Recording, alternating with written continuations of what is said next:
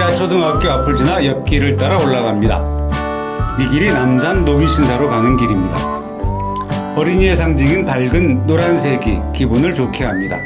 이동하면서 노기신사에 대한 말씀을 드리겠습니다. 일본인들은 그들의 영웅들, 특히 군인의 경우 죽은 후 군신으로 떠받드는 경우를 많이 볼 수 있는데요. 그래서 일본에서 흔히 볼 수 있는 것이 일본의 신사입니다. 그중 노기신사는 일본인들의 영웅 노기 마레스키를 군신으로 떠받들기 위해 만들어 놓은 것입니다. 노기 마레스키는 1894년 청일전쟁 때 전쟁에 참전하였으며 1904년 러일전쟁 때에는 일본군 3군 사령관으로 참전하여 일본군을 이끌었다고 합니다. 1904년 러일전쟁 때 일본군을 이끌고 류순에서 러시아군과 전쟁을 벌였는데 12만 명의 병사를 이끌고 전쟁에 나아가 6만 명에 가까운 병사를 희생시킨 후 류순고지를 점령하였다고 합니다. 지금 이곳은 어린이 보육원이 남산원이 들어서 있어 어린이 보호시설로 사용되고 있습니다. 해방된 후 모두 파괴되어 없어지고 이것이 지금까지 남아있는 노기신사의 흔적입니다.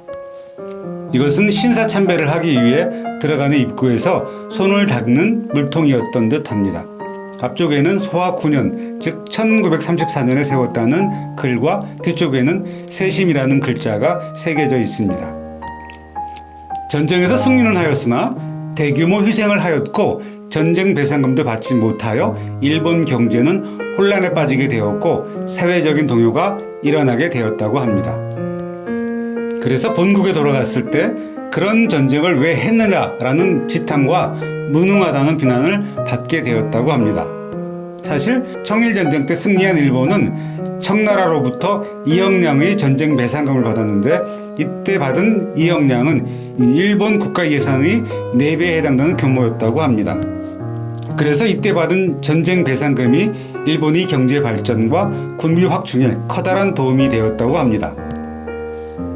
그러나 러일전쟁에서 일본이 승리는 하였다고 하나 6만 명에 이르는 일본 군인의 희생과 대규모로 소요된 전쟁 비용으로 인해 일본 경제가 혼란에 빠졌던 것입니다. 이런 비난 속에 노기 장군은 사임을 하고 할복 자살을 하려고 하였으나 당시 일본 왕인 메이지 만료로 할복을 하지는 못하였다고 합니다. 그 후 1912년 메이지 일본 왕이 사망하자 조문을 갔다 온 후 그날 아내와 함께 할복 자살을 하였다고 합니다. 또 러일전쟁에서 노기의 두 아들이 사망한 것으로 알려지자 일본인들은 노기 마레스키 장군을 추앙하면서 군신으로 받들어 일본 노기의 집을 신사로 지어 노기신사로 하였고 조선에도 노기신사를 지었으며 이곳이 바로 조선에 있는 노기신사입니다. 일본인들에게는 영웅으로 군신이 되어 있을런지는 모르겠으나 우리에게는 민족혼을 변질시키는 용도로 사용된 아픈 역사의 흔적이기도 합니다. 내려가는 길 왼쪽이 숭유여자대학교 건물입니다. 이 계단을 올라 학교 운동장을 지나 본관이 있는 곳 앞에 이르면 조금 남아있는 경성신사의 흔적을 볼 수 있습니다. 지금은 모두 철거되고 이렇게 당시 사진과 약간의 흔적만 남아있습니다. 이 사진 속의 모습은 당시 숭유여학교 학생들이라고 합니다. 이곳에 왔으니 숭유여자대학교에 대해 설명을 잠깐 드린다면 1903년 미국 선교사 모펫에 의해 평양에서 개교하였다고 합니다. 1930년대 들어서면서 일제히 강요된 신사 참배가 기독교의 교리 맞지 않음에 따라 신사 참배를 거부하고 1938년 자진 폐교하였다가 1945년 해방 후 평양에서 재건을 시도하였다고 합니다. 그러나 종교의 자유를 허용하지 않는 공산 정권 하에서 건교 이념을 실현할 수가 없어 1953년 박현숙 여사가 이승만 대통령의 도움을 받아 이곳에 숭의학원을 설립하여 오늘에 이르고 있다고 합니다.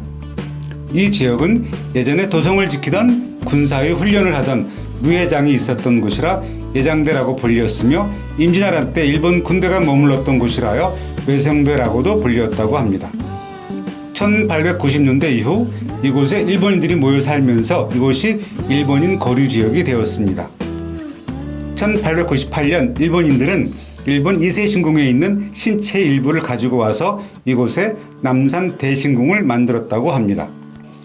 이것을 1916년 조선 총독부가 정식의 신사로 인정하고 이름을 경성신사로 바꾸게 됩니다.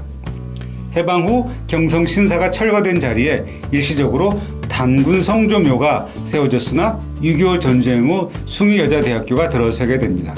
지금까지 노기신사와 경성신사에 대한 말씀을 드렸습니다. 이제 다음 장소로 이동하겠습니다. 다음은 한양공원까지 가면서 우리 수도 서울에 대한 이름이 불리어지기까지 과정을 말씀드리겠습니다.